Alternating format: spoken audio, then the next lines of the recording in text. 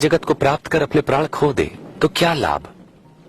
जो कोई मुझसे और मेरी शिक्षाओं से लजाता है तो मैं भी अपनी और पिता की व स्वर्गदूतों की महिमा सहित जब आऊंगा तो उस मनुष्य से लजाऊंगा।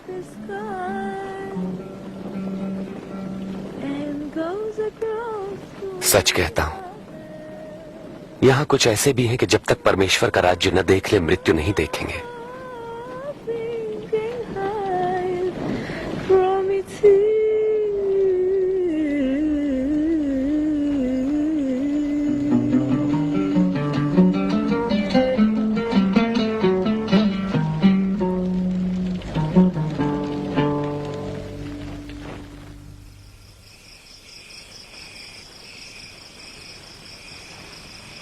तब प्रभु यीशु यूहन्ना, याकूब और पतरस के साथ पहाड़ पर प्रार्थना के लिए गए।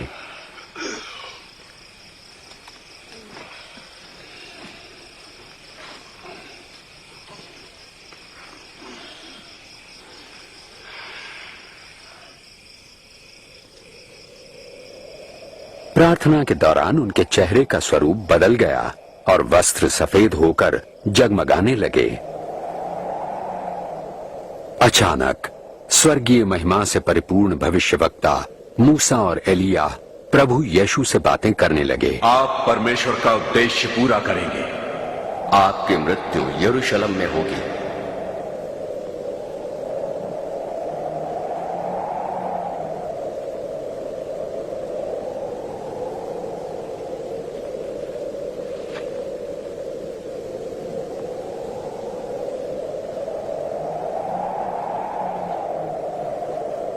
जाते समय पतरस ने प्रभु यीशु से कहा, स्वामी,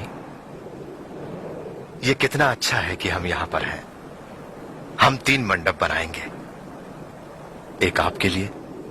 पतरस ये कह ही रहा था कि एक बादल ने उन्हें घेर लिया और शिष्य डर गए और बादलों से आवाज आई, ये मेरा पुत्र है जिसे मैंने चुना है, इसकी सुनो।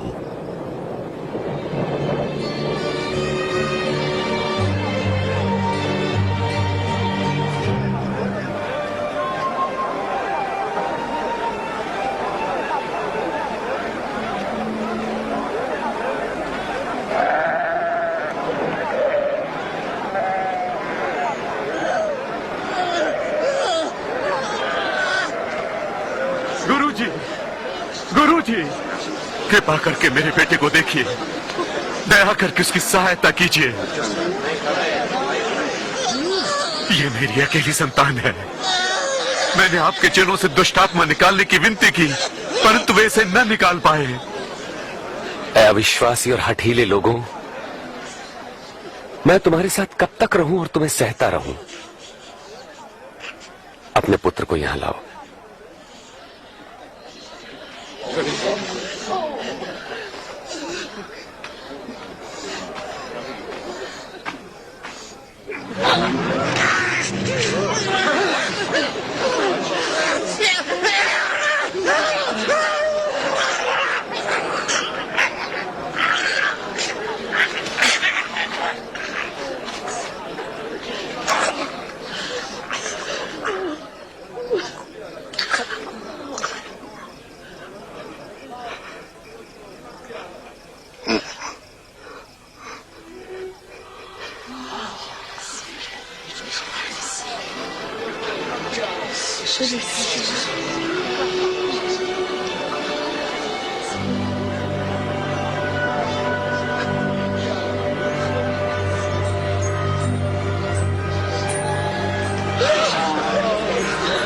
अरे, इसका चेहरा भी ठीक हो गया।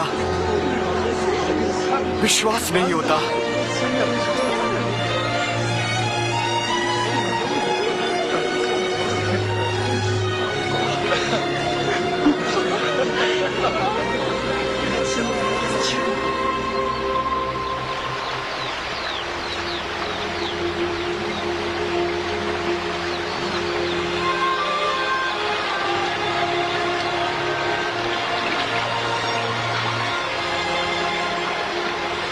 हमें प्रार्थना करना सिखाएं, जैसे यूहन्ना ने अपने शिष्यों को सिखाया। तुम इस तरह प्रार्थना करो, हे हमारे पिता आप जो स्वर्ग में हैं, आपका नाम पवित्र माना जाए, आपका राज्य आए, आपकी इच्छा जैसे स्वर्ग में वैसे ही पृथ्वी पर भी पूरी हो। हमारी प्रतिदिन की रोटी आज हमें दें, हमारे अपराधों को क्षमा करें जैसे हमने अपने अपराधियों को क्षमा किया है, और हमें परीक्षा में न पड़ने दें परंतु बुराई से बचाएं।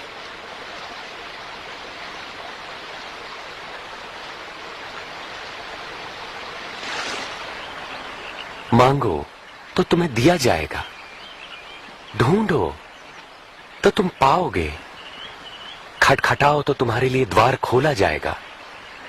क्योंकि जो मांगता है उसे दिया जाता है, और जो ढूंढता है वो पाता है, और जो खटखटाता है उसके लिए द्वार खोला जाता है।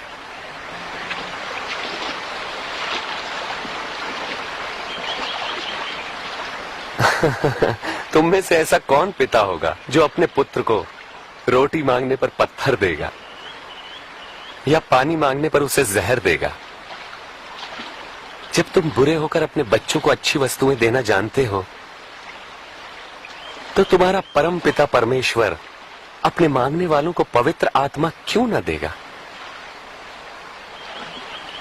मैं कहता हूं, अपने प्राणों की चिंता न करो कि हम क्या खाएंगे, और ना ही अपने शरीर की कि क्या पहनेंगे, क्योंकि प्राण भोजन से बढ़कर है और शरीर वस्त्र से बढ़कर।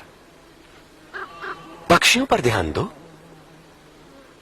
वे न बोते हैं, न काटते हैं, और न ही उनके कोई भंडार हैं, फिर भी परमेश्वर उन्हें खिलाता है। और तुम तो पक्षियों की तुलना में कहीं बढ़कर हो।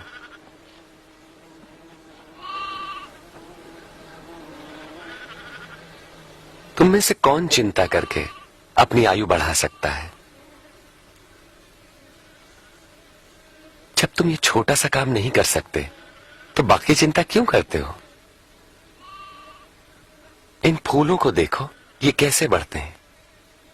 वे किसी तरह का परिश्रम नहीं करते। राजा सुलेमान इनमें से एक के समान भी सुंदर वस्त्र न पहन सका। यदि परमेश्वर मैदान की घास को सजाते जो आज है और कल आग में झोंकी जाएगी, तो निश्चय ही वो तुम्हें भी वस्त्र पहनाएंगे। हे अल्पविश्वासियों, हमारे विश्वास को बढ़ाएं। यदि तुम्हारा विश्वास राई के दाने के बराबर भी होता तो तुम इस पेड़ से कहते कि जड़ से उखड़कर समंदर में जा लग, तो ये तुम्हारी बात मान लेता।